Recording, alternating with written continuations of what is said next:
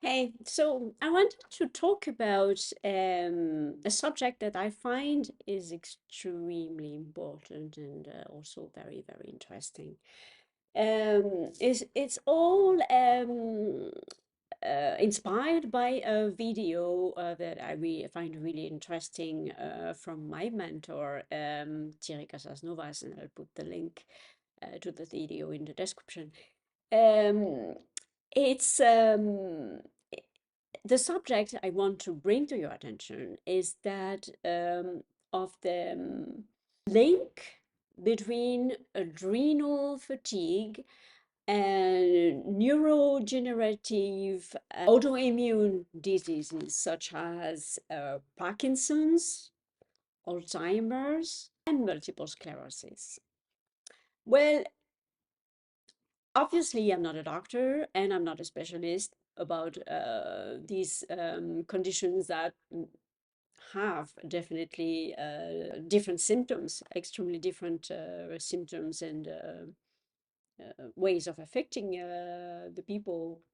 But my mentor, Jerry Casas Novas, drew attention to the fact that, when you have adrenal fatigue, what happens is that your whole ability to detox your body kind of breaks down in a way. Your nervous system really depends on the good health of your adrenal glands, because if your adrenal glands are depleted, what happens is that all the metabolic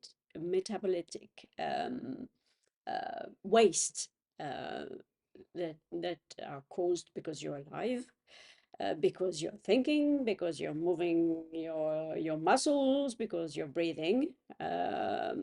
All that produces a lot of acid and waste. So there's just by the mere fact that you're alive and thinking and breathing and moving a little bit at a minimum, for a minimum, then you produce a lot of waste. There is a lot of combustion and there is waste because of that, and acids. And all this waste has to be eliminated by your system, you know.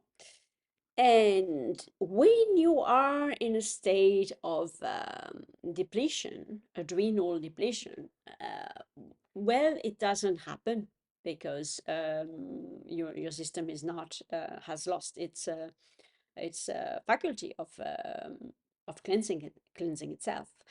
And for example, if you look at multiple sclerosis, for instance, it's all about the destruction of myelin, and in a way, this myelin um, is impacted by all the accumulation of acids that is not moving in your length.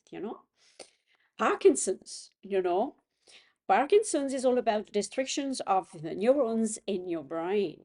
You know, Alzheimer, Alzheimer's disease is all about the restrictions of the cells of your brain. And it affects memory and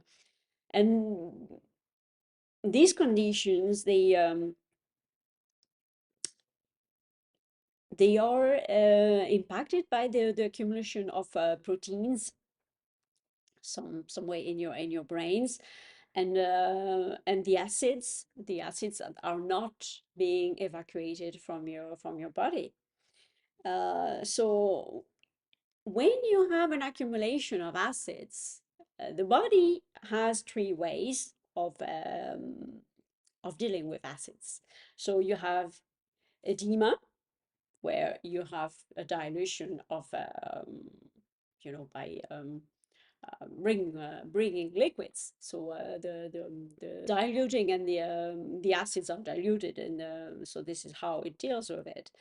And also demineralization. So and this is extremely. I mean, when you think about demineralization, uh, when you're losing your electrolytes, well, you would be thinking about your teeth, about your bones, about your hair, but it basically we have to think that minerals are what make matter in your flesh. So it's if, for example, when if the body needs to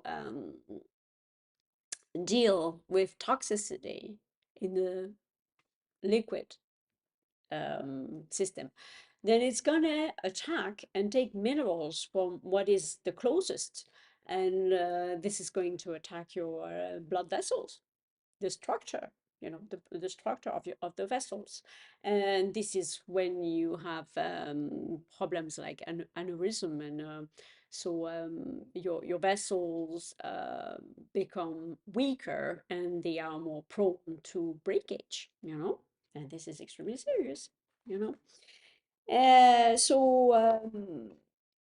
From the levels of minerals in your body depends the strength of your tissues.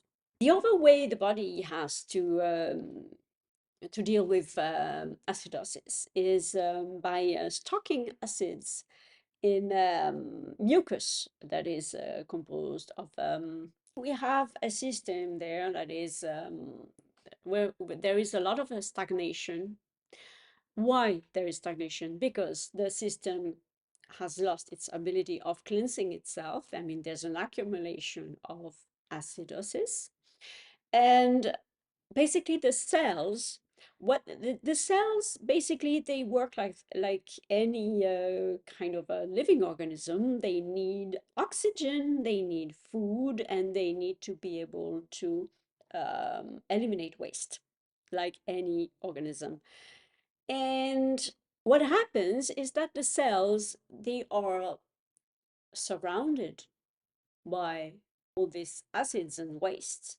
Imagine a hallway, a corridor. I mean, the corridor to your flat, and you, for example, you've been lazy and you didn't take the trash out. So you have the trash that is accumulating in front of the doorway.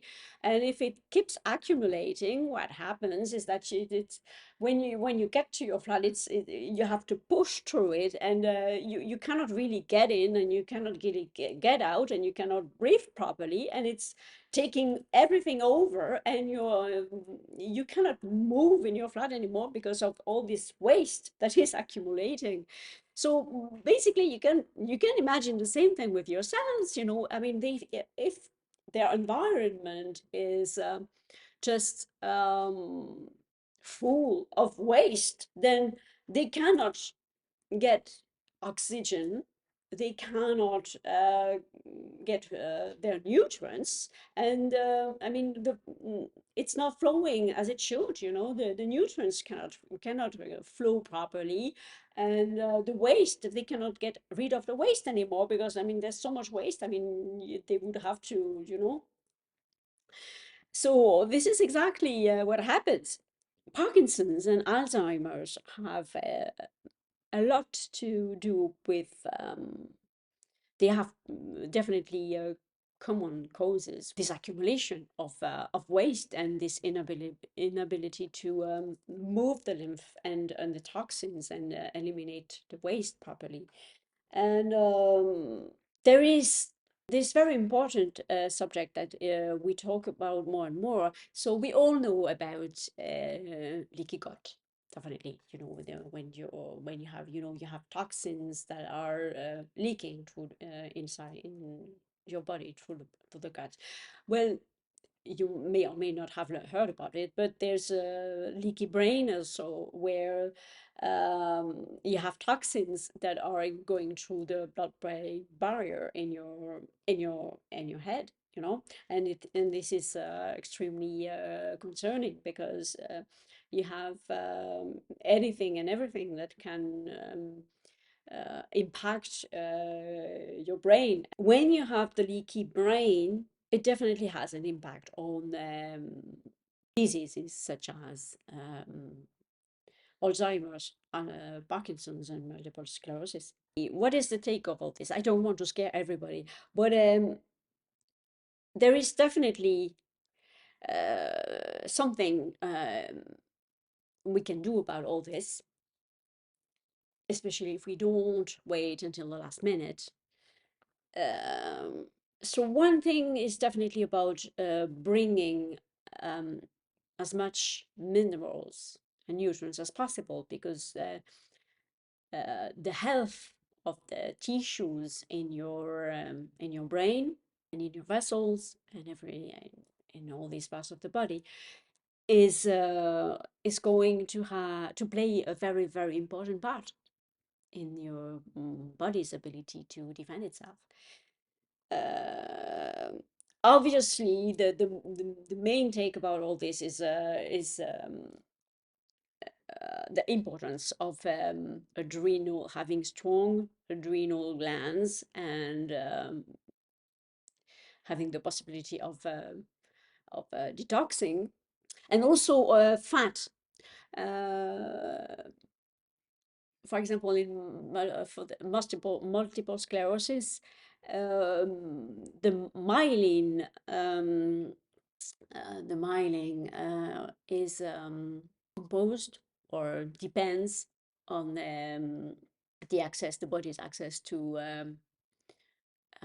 good quality fat. To sum up, talking about neurodegenerative diseases, autoimmune diseases, well, one thing they have in common is that they are seriously conditioned by low adrenal levels. So basically, what can we do? So, first of all, take care of our adrenal glands. There is definitely ways to take care of your adrenal glands, as in different videos.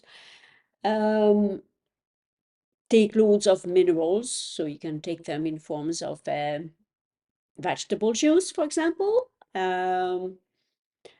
Also, what is extremely good is quinton serum, which is basically seawater, and this is probably the best way of recharging your organism with minerals. And clay also is very good with minerals as well. So good fats are very important. Good quality fats, not trans fats, good quality fats, real fats. And also detoxing as much as possible. Good luck.